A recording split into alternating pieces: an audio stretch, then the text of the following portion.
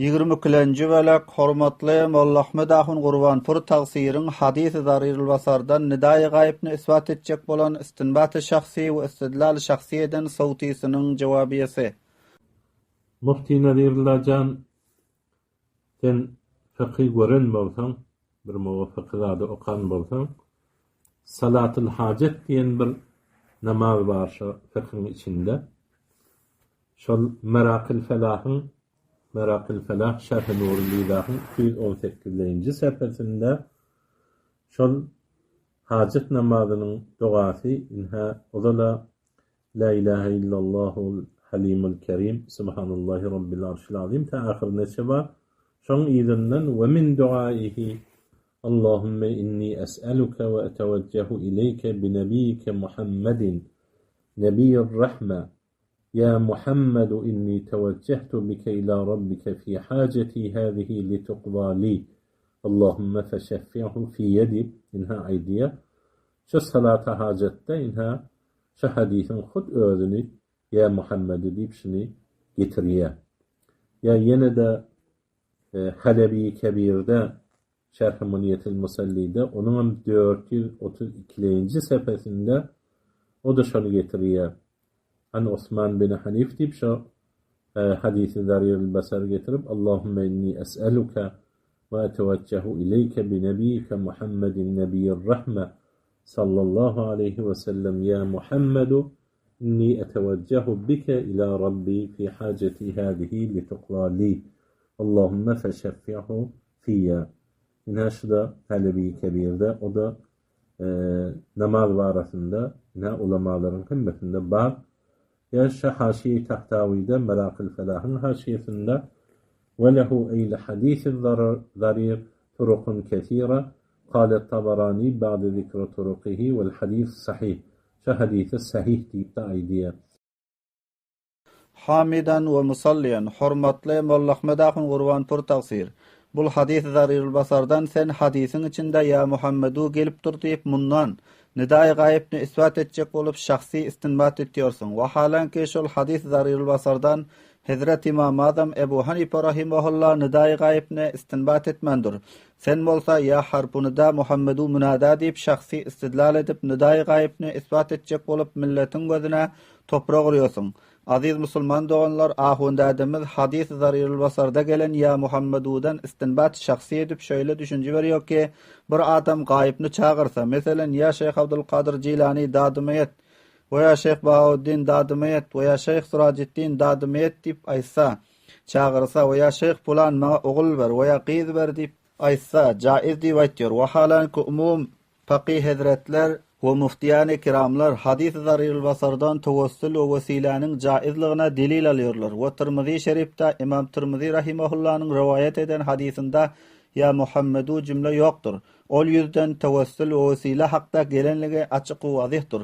Hemçinan faqihul ummat Hazrat Mufti Mahmud Hasan Gangohi Qudsirruhu Mufti Azam Hind ve Darulum Diýwand öz petawasynda Petawai Mahmudiya 3-nji jilde 132-nji we 133-nji sapfasynda hadis zarirul basardan tawassul we vesile baradan ýazypdyr.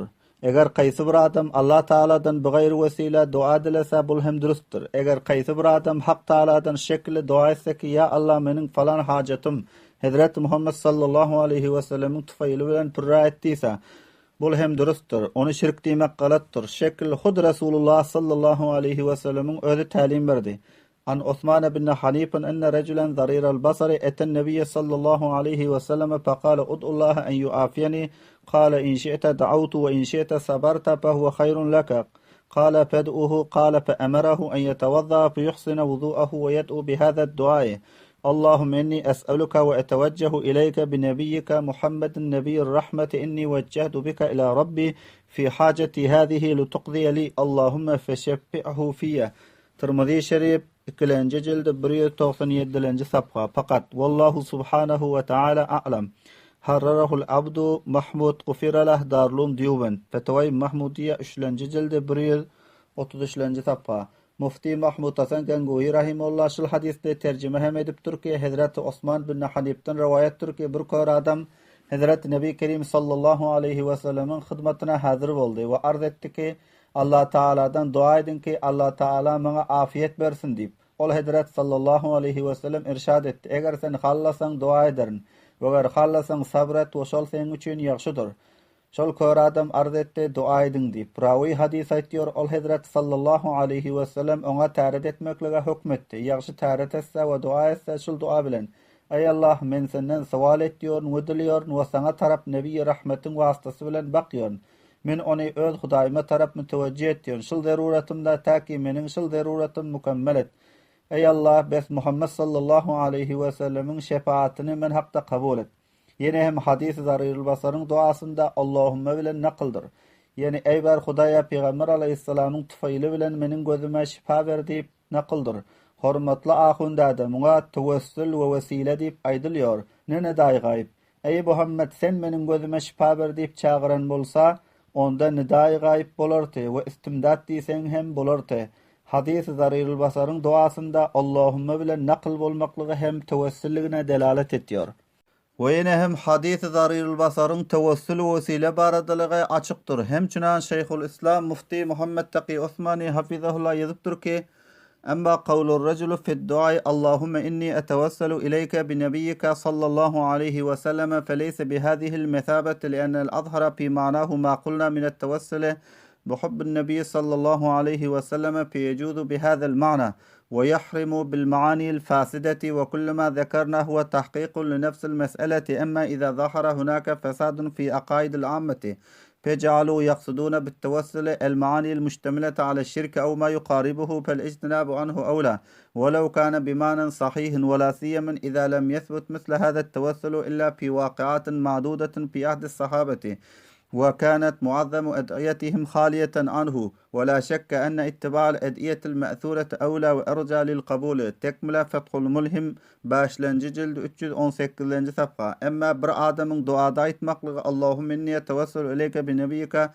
sallallahu aleyhi ve sellem. Ey bar Hudaýa beşek men vesile tutýan saňa seniň peýgamberiňne sallallahu aleyhi ve sellem. Besdäl şondan aýlanmak bilen şonuň üçinki azhar onuň manasynda ol zady ki aýtdyk bu tawassuldan buhubbun nabi sallallahu aleyhi ve sellem Wes dürüst bolýar şol tawassul şil maana bilen we haram bolýar tawassul maani fasideler bilen, ýani wesile edilýäniň özünden dilen ýani edip dilemek bilen. We her ol zady ki aýtdyk bu şol tahqiqdur nefsi meselege, emma wagty ki zahir bolsa şol taýda fesat ammanyň aqidalarynda bes aýlandyrarlar tawassul kast etýän zatny bir ma'nalarga ki müştemil şirke ya ol zatga ki şol şirke muqaryn bolýar. Bes ijtinab şondan awla we ýagşydyr. We eger bolsa da sahih manada we hususan wagty ki sabit bolmady şol tawassulyň meňzeşi meger kança wakyada sahabalaryň wagtynda we boldy şol sahabalaryň muazzam dualary hali şol tawassuldan we ýok şek beşek ma'thura dualara tirkeşmek awla we kabul bolmaga umid edilýändir. Binaen hormatly ahunda da görseň tawassulga maani pasydaga we şirke müştemil bolsa ondan ijtinab we saklanmaly diýip aýdypdyr Şeyhul İslam Mufti Muhammed Taqi Osmani hafizahullah. Şeyhul İslam Mufti Muhammed Taqi Osmani hafizahullah dünýäde bir ma'ruf we makbul adamdyr. Faqahatda we ulumda senden ökdedir. Görseň şolar hem tawassuldan nidaý gaýyp we nidaý emwat sabit etmendirler. Ve yine hem hadis-i Zarirul Basardan nidaý gaýyp, nidaý emwatny isbat etjek bolýarsyň. Ölüleri çağırmak şolara ibadet etmeklige müteradipdir.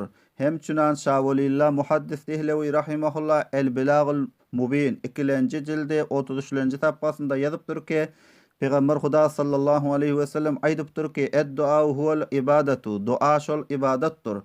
Ve yine hem aýdypdyr ed-du'a mukhul ibadeti, dua ibadatyň magzydyr. Şolka hadisini zikredip şah sahip velillah tahrir ettir ki enbiya ya awliyadan istimdad talep etmek ona ibadet etmeklige mutaradipdir. Bes sabit boldy awliyaullahdan hajat talep edip onu çağırmak we onun kabryna feryat etmek üçin gitmek ona ibadet etmekdir. Egerçi bul merdimler öz gumanyna böyle düşünmeýärler. We aýtýarlar ki biz sırf kabrlara ziyaret etýäs, ona ibadet etmiýäris diýip. Şol gepler sahip ibaratynyň terjimesidir. Oşul saphanyň belendinde ýazypdyr ki dogry gep.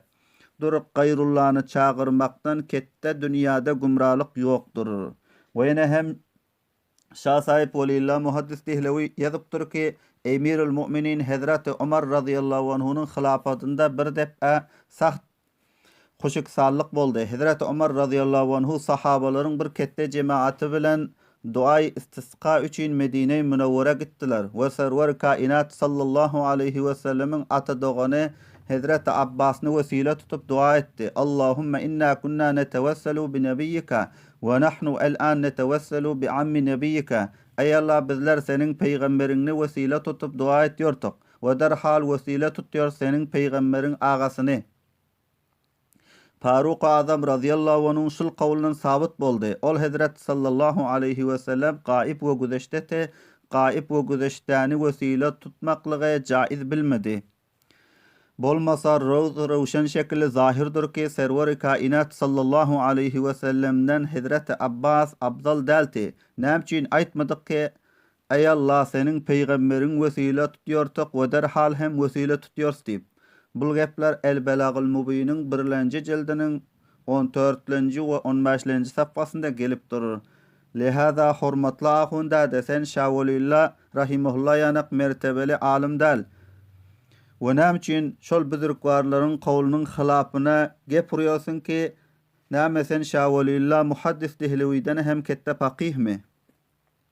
Binaen ahundada şah sahip yanak kişilerin mertebesine yetişip bilmiyorsun. Sonra näme üçin ölüleri çağırmalı deyip hadis-i Zarirul Basardan istidlal pasid ediyorsun.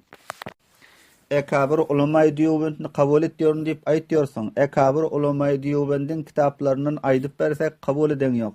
Eger kabul etsen Mufti Mahmudul Hasan Genguhi rahimahullah hadis-i Zarirul Basarını tevessül ve vesile barada getiripdir. Kabul etmesen bolsa kabul ettirmek bizim ihtiyarımızda yok. Ol Allah Teala'ga havaladır. Sana tawfiq ve hidayet berse kabul edersin. Bolmasa önke keç fehimliğin bilen yürürsün.